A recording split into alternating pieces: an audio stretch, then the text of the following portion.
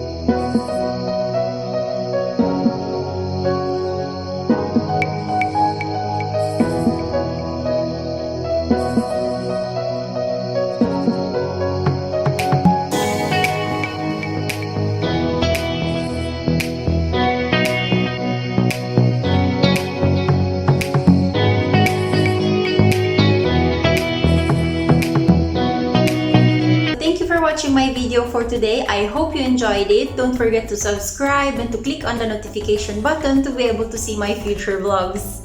Thank you for watching and see you on my next vlogs. Bye!